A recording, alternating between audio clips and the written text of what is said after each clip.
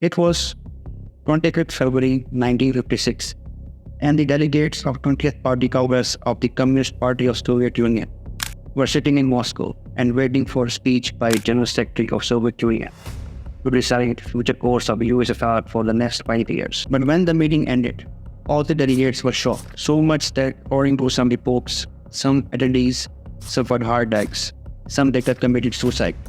Many Soviet citizens were confused, and even riots started in Georgia against this speech, and Soviet Red Army was called to crush this unrest in the homeland of Joseph Stalin. In the West, the speech politically devastated organized communist movements. The Communist Party of USA alone lost over 30,000 members within weeks of its publication. This speech also resulted in removal of Stalin's body from Lenin Mausoleum and was moved to Kremlin Wall necropolis. This speech was a significant factor in the cycle of Soviet split, with China under General Mao Zedong and with Albania. In response, China and Albania formed anti-revisionist movements, criticizing the post-Stalin Soviet dictatorship for deviating from Lenin and Stalin's path. Mao, in return, strengthened his own cult of personality in China. While in North Korea, factions within the Workers' Party of Korea attempted to remove Chairman Kim Il-sung, but were crushed with iron fist. This speech is regarded as the beginning of the end of communist forces in the world, as it also led to Sino-Soviet split and downwarding of relations between China and USSR. Khrushchev's denunciations significantly altered historical perceptions of Stalin. Many in the West, including Communist Party members and sympathizers, resigned their memberships and ceased defending Stalin after this speech. Now, what was this speech, and why it is regarded as the most important turning point in history of the Cold War? Let's find out in this video. Nikita Khrushchev became the General Secretary of Soviet Union after the death of Stalin in 1953. After coming to power, he realized about the extent of ruthlessness of Stalin.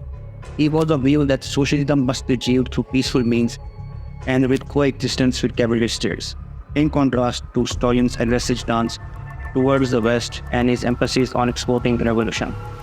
But there was a big hurdle in his way of reform, and that was existence of cult of personality of Joseph Stalin.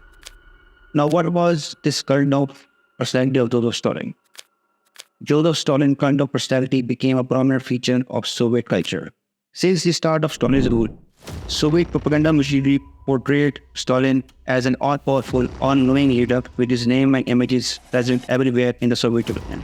After Lenin's death in 1924, 500,000 copies of a photograph of Lenin Stalin apparently chatting as friends were distributed throughout the Soviet Union. Stalin embraced this propaganda, using their received relationship to connect with the proletariat, claiming Lenin as the great teacher of proletariat subordination and identifying himself as a fellow student of Lenin. Over time, Stalin images merged with Lenin in Soviet press, ultimately portraying Stalin as the sole reason of Soviet success.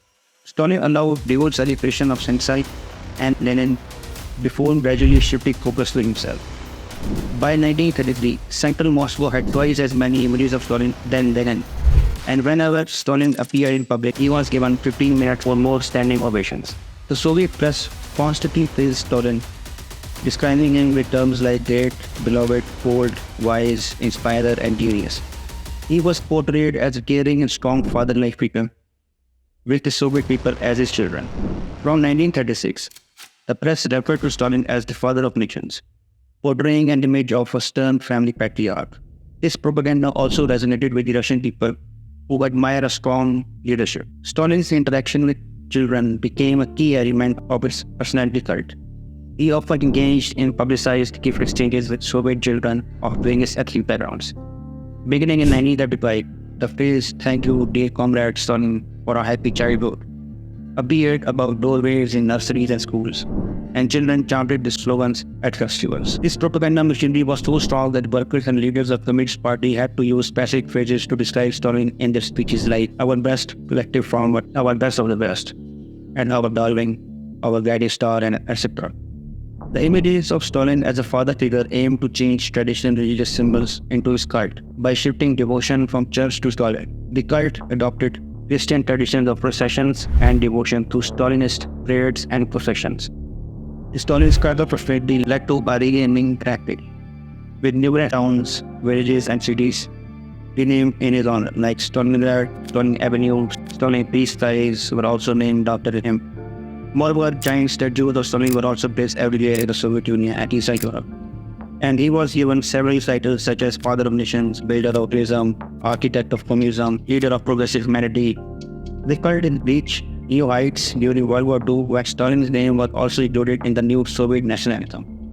Now, what was the content of the speech given by Nikita Khrushchev? The speech was based on an investigation into repressions of the delegations of 1934 17th Congress of the Communist Party of the Soviet Union, who were victims of Stalin purges in the 1930s and which led to nearly 1 million deaths. Khrushchev's secret speech, titled On the Cult of Personality and Its Consequences, also known as the secret speech because it was given in a closed session that excluded guests and members of the press. Despite all this, the text of the Khrushchev report leaked almost immediately. This speech was leaked to the West by the Israeli intelligence agency Shin Bet, which received it from the Polish Jewish journalist Viktor Gravinsky. This speech was the cornerstone of a comprehensive de-Stalinization campaign aimed at dismantling Stalin's image as an infallible leader like Lenin. Khrushchev also referenced Lenin's testament, which was a long-suppressed document in which Vladimir Lenin had warned that Stalin was prone to abusing his power and must not be his successor. And Khrushchev cited numerous instances of such abuses, particularly emphasizing Stalin's use of mass terror during Great Purge of mid-1930s. During this period, according to Khrushchev, innocent communists were falsely accused of espionage, sabotage, and were tortured into making confessions, and often executed unjustly. Khrushchev criticized Stalin for several key failures. He condemned Stalin for not making adequate defensive preparations before the German invasion of Soviet Union in June 1941, as he weakened the Grand Army by purging its leading officers, and for mismanaging the war after the invasion. Additionally, Khrushchev criticized Stalin for deporting entire ethnic groups during the war, such as Karachis, Chechens, Ingush, and the Balkar peoples from their homelands into other areas of USSR. After the war, Stalin purged major political leaders and was also in process of initiating a new purge known as Dr. Slaughter, but it could not happen because of his death. Khrushchev also criticized Stalin's policy towards Yugoslavia, which led to a severance of relations between the two nations in 1948. Moreover, Khrushchev condemned the cult of personality that Stalin had created to glorify his rule and leadership. Other important points mentioned in his speech were quotations from Marxist-Leninist writings denouncing the cult of an individual, especially a letter from Karl Marx, accusations of Stalin violating collective leadership norms, and Stalin's disregard for collective party opinion. Detailed examples of Bolshevik repressions and exaggerations of Stalin's role in World War II. Khrushchev's speech focused on Stalin abusing the power, making the Communist Party and largely overlooked Stalin's mass terror campaigns against the general population. He did not criticize Stalin's actions before 1934, ignoring political struggles against Leon Trotsky and the collectivization campaign that led to destruction and devastation of millions of parents and severely affected Soviet agriculture. Observers outside the Soviet Union have suggested that Khrushchev's primary aim was to consolidate his own political leadership by aligning himself with reform measures and discrediting his rivals in the Politburo by implicating them in Stalin's crimes. Though the speech was never officially made public, it caused widespread shock and disillusionment throughout the Soviet Union and the Soviet bloc. It damaged Stalin's reputation and perception of the Soviet political system and the party that had enabled his rise and misuse of power. The speech also helped initiate a period of liberalization known as the Khrushchev Thaw, during which censorship was relaxed, sparking a literary renaissance. Thousands of political prisoners were released, and many who were perished during Stalin's era were officially rehabilitated. Additionally, the speech contributed to the revolts later that year in Hungary and Poland, weakening the Soviet Union's control over Soviet bloc. On June 30, 1986, the Senate Committee issued a resolution on overcoming the cult of the individual and its consequences, which served as the party's official stance on Stalin's era. This resolution, written under Mikhail Suslov's guidance, did not mention Khrushchev's specific allegations but was guarded in its criticism of Stalin while paying tribute to his services. This speech led to the start of the de-Stalinization process, paving the way for new reforms and changes that had previously been tightly controlled under his regime. Moreover, published materials, propaganda, environmental and economic changes became more accessible. This shift led to the establishment of collective leadership system, with key figures as Khrushchev, Leningrad, Beria, Nikolai Bulganin, George G. Mankov, and Volodov, forming the committee. Khrushchev's program of de-Stalinization aimed to foster better relations with the West. In the coming eras, different leaders had different views of Stalin.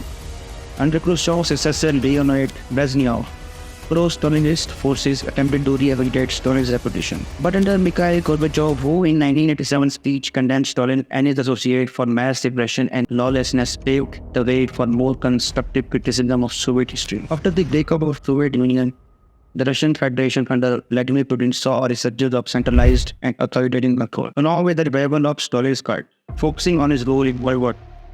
This resurgence was partly driven by the desire to restore Russia's lost status as a global superpower. A third wave of de-Stalinisation began in 2009, fostering a reassessment of Stalinism and honoring the victims of his regime. Despite this, the political system remained centralized and authoritative. There was paradoxical situations where Stalin's reputation was downgraded. Yet its symbolic value was still used to support the government control. In classrooms across Russia, students are taught that Stalin was an efficient leader who resorted to extreme measures to protect Russia. A 2019 found that 70% of Russians believe that Stalin had a positive impact on Russian history, while only 51% view him positively. Overall, Stalin remains a controversial personality of the 20th century. His supporters argue that he was the force that defeated Nazism, while his opponents exposed his brutalness towards his own people.